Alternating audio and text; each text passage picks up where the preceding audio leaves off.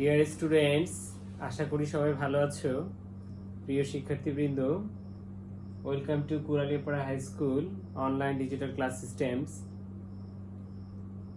I am Mansuruddin, assistant teacher English of Kuralipaড়া High School. Now I am going to take a class with you, especially for the students of class 9 and 10, English second paper. Changing sentence. You see, there are some sentences. I have read a pen. I have a pen which is red. I have a red pen. I have a pen which is red. I have a pen and it is red. এই লেখাটা একটু বোঝা যাচ্ছে না স্লাইডের জন্য। What do you understand by these three sentences? Simple, complex and compound. Our today's topic is changing sentence, simple, complex and compound. Okay, dear students.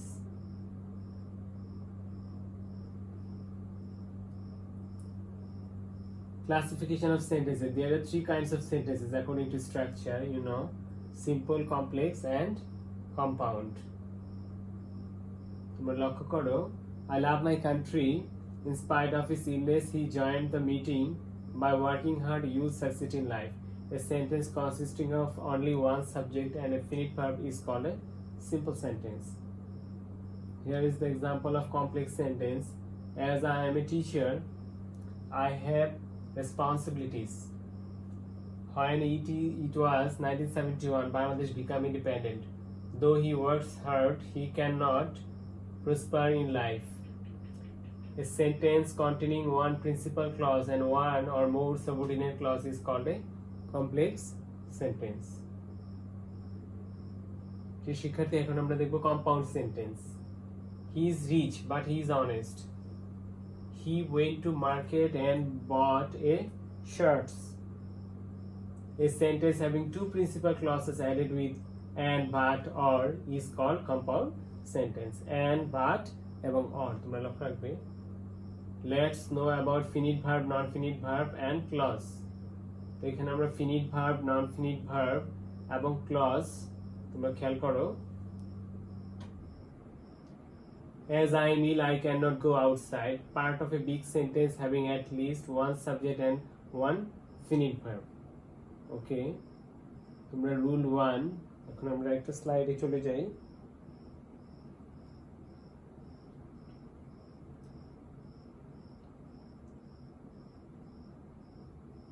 এই শিক্ষার্থী, আমরা চেঞ্জিং সেন্টেন্সে আজকে রুল 1 এ দেখতেছি একটা example. In spite of his poverty he is honest. তো এখানে আনসারটা দেখো, দো he is poor he is honest, he is poor but he is honest. এখানে এটা দেখো সিম্পল, কমপ্লেক্স অ্যান্ড কম্পাউন্ড। এখানে বাট আছে, দেখো তোমরা, বাটের জন্য এটাকে আমরা বলবো কম্পাউন্ড। তো ইন স্পাইট অফ এটার জন্য চেঞ্জে দো হবে, এবং এখানে খেয়াল করো বাট হচ্ছে, অর্থাৎ ইন স্পাইট অফ যদি থাকে সিম্পলে, কমপ্লেক্সে আমাদের দো ইউজ করতে হবে এবং কম্পাউন্ডে বাট ইউজ করতে হবে। তো আমরা নেক্সট ইন স্পাইট অফ দো, অলদো এবং বাট খেয়াল করছো রুল 1। আমরা এখন নেক্সট দেখি রুল 2 তে। রুল 2 তে দেখো, by reading more the boy will learn more. If the boy reads more, he will learn more. The boy reads more and he will learn more. এখানে খেয়াল করলো by reading, অর্থাৎ by এর সাথে ভার্বের সাথে আইএনজি যুক্ত আছে। সেক্ষেত্রে আমাদের সিম্পলি কমপ্লেক্সে ইফ ইউজ করতে হবে এবং কম্পাউন্ডে অ্যান্ড ইউজ করতে হবে। এখানে স্লাইডটা একটু উপরে চলে আসছে। আমরা নেক্সট দেখি, খেয়াল করো by প্লাস জিরান্ট, অর্থাৎ ভার্বের সাথে আইএনজি যুক্ত শব্দ, সেটাকে আমরা জিরান্ট বলি। by প্লাস ভার্বের সাথে আইএনজি যুক্ত যদি থাকে, তাহলে আমাকে ই প্লাস অ্যাফার্মেটিভ সেন্টেন্স করতে হবে, হ্যাঁ বোধ বাক্য। ইফ দ্য বয় রিডস মোর, আর কম্পাউন্ডে আমাদের কি ইউজ করতে হবে, অ্যান্ড ইউজ করতে হবে। আমরা নেক্সট রুলসে চলে যাই, rule 3। Without working hard you will not prosper in life. অর্থাৎ কঠোর পরিশ্রম করা ছাড়া তুমি জীবনে সাফল্য লাভ করতে পারবে না। If you do not work hard you will not prosper in life, work hard or you will not prosper in life. তোমরা খেয়াল করো উইদাউট প্লাস ভার্বের সাথে আইএনজি যুক্ত করা। তাহলে উইদাউট প্লাস ভার্বের সাথে আইএনজি থাকলে আমাকে ইফ ইউজ করতে হবে, এবং খেয়াল করো নেগেটিভ ইউজ করতে হবে। কিছুক্ষণ আগে আমরা দেখিয়েছিলাম ইফের সাথে অ্যাফার্মেটিভ, এখন ইফের সাথে এটা হচ্ছে নেগেটিভ, এবং আমরা এখানে অর ইউজ করেছি। এখানে স্লাইডটা উপরে চলে গেছে, এটা হবে অর। ওকে, রুলসটা আমরা খেয়াল করো। তাহলে উইদাউট প্লাস জিরান ভার্বের সাথে আইএনজি, অর্থাৎ উইদাউটের সাথে যদি ভার্বের সাথে আইএনজি থাকে তাহলে আমাকে ইফ প্লাস নেগেটিভ ইউজ করতে হবে কমপ্লেক্সে, এবং কম্পাউন্ডে ব্যবহার করতে হবে অর, এটা ব্যবহার করতে হবে অর। ওকে, আমরা নেক্সট রুলসে চলে যাই। ইন্ডিভিজুয়াল ওয়ার্কস, কিছু সেন্টেন্স দেওয়া আছে, এই সেন্টেন্সগুলো তোমরা বাসায় প্র্যাকটিস করে আমাকে কমেন্টসে দিয়ে দিবে। ভিডিওটা অফ পুশ করে তোমরা এই সেন্টেন্সগুলো খাতায় উঠিয়ে এগুলো এক্সারসাইজ করবে এই রুলস অনুযায়ী। আমরা নেক্সট রুলসে চলে যাই, রুল 4 এ দেখো, the man is too weak to walk, the man is so weak that he cannot walk, the man is very weak and he cannot walk. Simple, complex and compound. এখানে খেয়াল করো two এবং two, so that, আর এখানে and use করা হয়েছে কম্পাউন্ডে।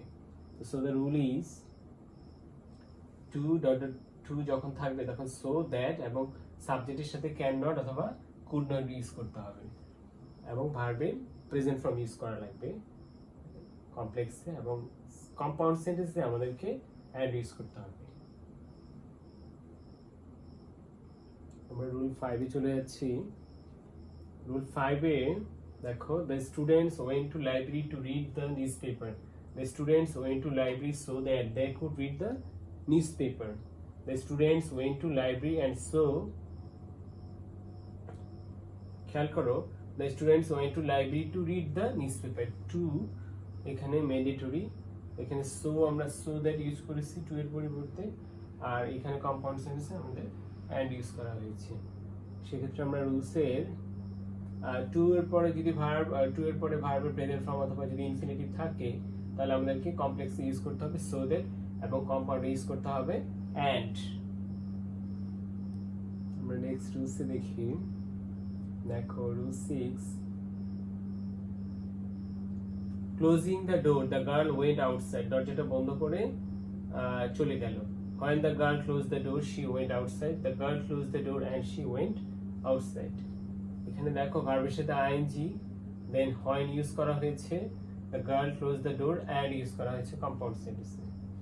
So closing ভার্বের সাথে আইএনজি যুক্ত, এখানে when এবং এখানে আমরা and ব্যবহার করেছি।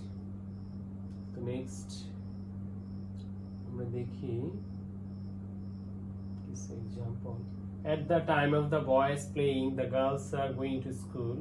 When the boys are playing, the girls are going to school. The boys are playing and the girls are going to school. Verb plus ing at the time of, যখন থাকবে তখন time, আবার যদি থাকে simple তখন আমাদের as, since অথবা when use করতে হবে কমপ্লেক্সে, এবং কম্পাউন্ডে আমাদের ইউজ করতে হবে and। আমরা নেক্সট দেখি রুল 7।